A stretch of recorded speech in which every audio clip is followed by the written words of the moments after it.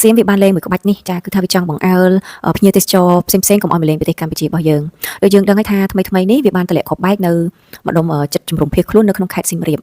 វាដឹងថាខេត្តសៀមរាបមានភ្ញៀវទេសចរទៅលេងច្រើនមានប្រាសាទច្រើនអីចឹងទៅគឺវាចង់ផ្ដាច់វិស័យទេសចរនៅស្រុកខ្មែរយើងហ្មងវាចង់បង្អើលភ្ញៀវបរទេសផ្សេងៗកុំឲ្យមកលេងប្រទេសខ្មែរយើងទៀតហើយពេលវេលាមួយនេះគឺយើងរត់តែផ្សព្វផ្សាយពីតំបន់ទេសចររបស់យើងចាបងប្អូនពេលទៅដល់កន្លែងតំបន់ទេសចរទាំងអស់ហ្នឹងបងប្អូនអាចផុសចាថតរូបហើយផុសហើយ share ចូលទៅក្នុងក្រុមចាក្រុមបរទេសគេហៅថាក្រុមក្រុមទេសចររបស់បរទេស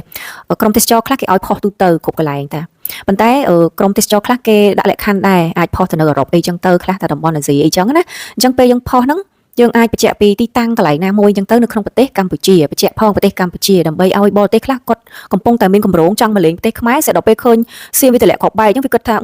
អត់មានសុវត្ថិភាពទេអញ្ចឹងក្នុងពេលវេលានេះឱកាសនេះគឺយើងត្រូវតែបន្តធ្វើវាដើម្បីបង្ហាញពីតំបន់ទេសចររបស់យើងចាទៅកាន់ពិភពលោកឲ្យគេឃើញថាតំបន់មួយចំនួនខ្លះគឺសុវត្ថិភាពនៅអាចមកលេងបានធម្មតាទេ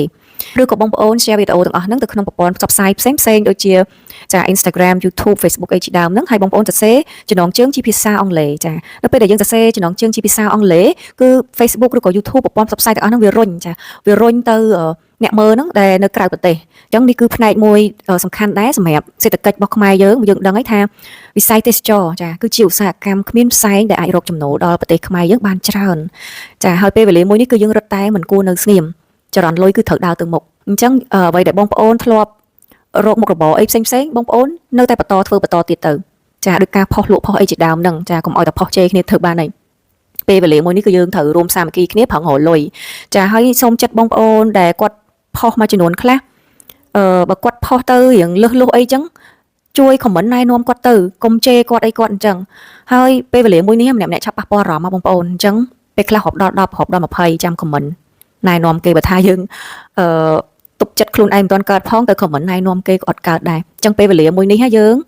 កែគ្នាទៅវិញទៅមកចាមិនមែនជាពេលវេលាជន់ផលិតទេហើយក៏ជាពេលវេលាមួយដែលយើងត្រូវស្ដារសេដ្ឋកិច្ចចាឲ្យសេដ្ឋកិច្ចរបស់យើងនឹងដើរទៅមុខ